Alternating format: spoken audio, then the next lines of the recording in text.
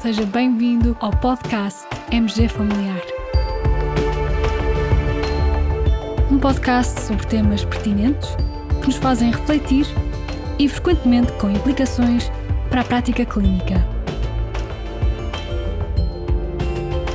E damos as boas-vindas ao nosso anfitrião, professor Carlos Martins.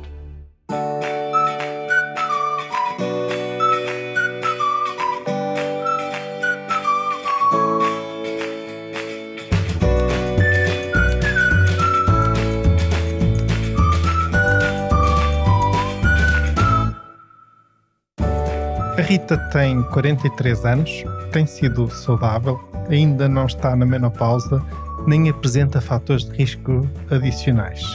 E vem à sua consulta por dor torácica atípica. O ECG está normal. Mesmo assim, pediu-lhe um ECG com prova de esforço e o resultado vem positivo. Tem alterações compatíveis com doença coronária isquémica. Qual a probabilidade de a Rita realmente ter doença coronária isquémica?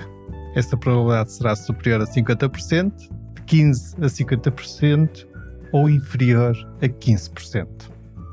Caros colegas, este quiz vem a propósito da seguinte pergunta: quão precisas são as nossas estimativas de doença perante certas situações clínicas comuns?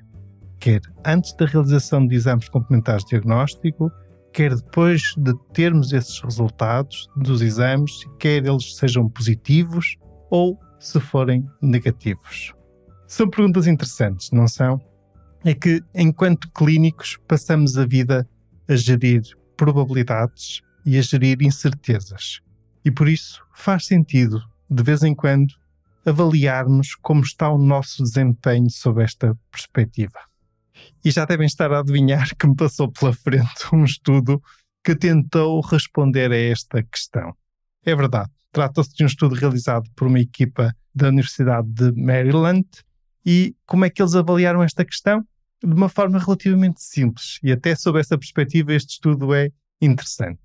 Os autores realizaram um questionário com 4 situações clínicas e para cada situação clínica pediram aos participantes para estimar a probabilidade em percentagem do doente ter determinado diagnóstico, quer antes da realização do exame complementar de diagnóstico, quer após, sendo o resultado negativo, ou então após, sendo o resultado positivo. Depois, os autores foram comparar as respostas obtidas com as probabilidades encontradas na literatura científica já previamente publicada. Foram convidados para participar no estudo um total de 723 profissionais de saúde, dos cuidados de saúde primários, e aqui digo profissionais de saúde porque alguns dos participantes eram enfermeiros, mas a grande maioria eram médicos de família. Sendo que responderam ao questionário um total de 553, portanto uma taxa de resposta de 76,5%. Para situações de baixa probabilidade, as estimativas dos profissionais de saúde foram bastante acima em relação àquilo que a literatura demonstra. Por exemplo, probabilidade de cancro da mama numa mulher de 45 anos sem sintomas prévios, 5% foi a estimativa dos participantes do estudo, quando na realidade, de acordo com a evidência científica, essa probabilidade será de 0,2% a 0,3%. Probabilidade de infecção do trato urinário num homem de 65 anos que vem à consulta por osteoartrose, refere urina de odor fétido, mas não tem dor ou nem dificuldade para urinar. Probabilidade estimada pelos participantes, 20%. De acordo com a evidência, essa probabilidade será de 0 a 1%. Bastante acima, portanto, a estimativa dos colegas. Em cenários de maior probabilidade, as probabilidades atribuídas pelos participantes também foram sobreestimadas. Por exemplo, doença coronária isquémica numa mulher de 43 anos, na pré-menopausa, com dor torácica atípica e resultados de eletrocardiograma normais, 10% foi a estimativa dos participantes. De acordo com a evidência, essa probabilidade seria de apenas de 1 a 4,4%. Outro exemplo, probabilidade de pneumonia numa mulher saudável de 35 anos, fumadora, com história de 5 dias de uma certa fadiga e de uma certa dificuldade respiratória, tosse produtiva, leve elevação da temperatura e diminuição dos sons respiratórios na base do hemitórax direito. Então a probabilidade nesta situação de pneumonia, de acordo com os participantes, seria de 80%. De acordo com a evidência, essa probabilidade andará entre 25% a 42%. Por outro lado, este estudo aponta no sentido de os médicos depositarem muita fé quando obtêm um resultado positivo dos testes, ou seja, muita fé nos testes de diagnóstico quando eles são positivos. Também aqui houve uma subestimação. Por exemplo, a probabilidade de cancro da mama após uma mamografia positiva, 50%, segundo os participantes do estudo, quando a estimativa, de acordo com a literatura, será entre 3% a 9%. A probabilidade de infecção após urocultura positiva, 80% de acordo com os participantes do estudo, 0% a 8,3% de acordo com a evidência científica. A probabilidade de pneumonia após uma radiografia de tórax positiva, 95%, de acordo com os participantes do estudo. De acordo com a evidência, essa probabilidade será apenas de 46% a 65%. A probabilidade de doença coronária isquémica numa mulher de 43 anos na pré-menopausa com dor torácica atípica e resultados de eletrocardiograma normal, mas agora com uma prova de esforço positiva, 70% segundo os participantes do estudo, quando a literatura publicada aponta para uma probabilidade entre 2% a 11%. E aqui está. Esta é a resposta ao nosso quiz. A resposta correta era inferior a 15%. Curiosamente, nos cenários em que os testes realizados davam negativos, aí dá a impressão que os profissionais de saúde desvalorizam o resultado negativo. E também aqui, também nessas situações, se verificou uma sobreestimação das probabilidades.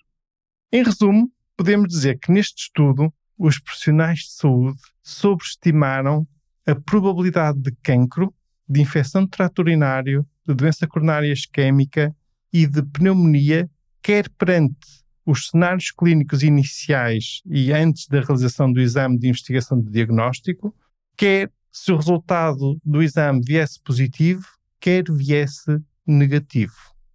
E eu confesso que achei este estudo muito interessante e, em princípio, vamos tentar replicá-lo na nossa realidade. Nesse sentido, já contactamos os autores do estudo e já obtivemos a autorização dos mesmos para usar o respectivo questionário.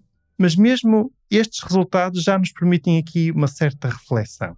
É que, afinal, não somos assim tão bons a estimar as probabilidades, quer pré, quer pós-teste.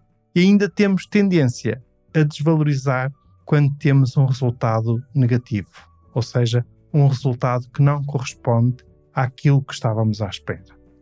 E tudo isto também está relacionado com a gestão das incertezas na nossa prática clínica. E aqui há uma coisa que me parece fundamental. A arte de partilharmos, de comunicarmos as incertezas com os nossos pacientes, a arte de usar o tempo e a evolução clínica como instrumento de apoio à gestão dessas incertezas, no fundo, a arte da relação médico-doente. Muito obrigado por nos ouvir, fiquem bem, continuem bem, até ao próximo episódio.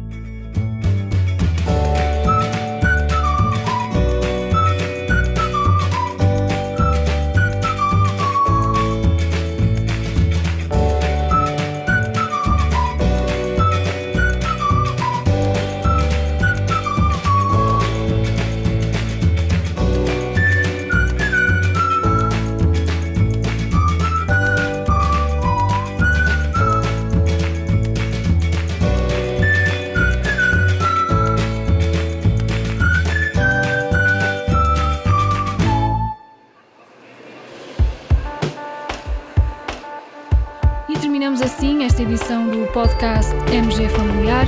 Muito obrigada por nos ouvir. Se desejar completar a sua leitura, muitos dos conteúdos abordados neste podcast estão disponíveis em www.mgfamiliar.net. Até ao próximo episódio.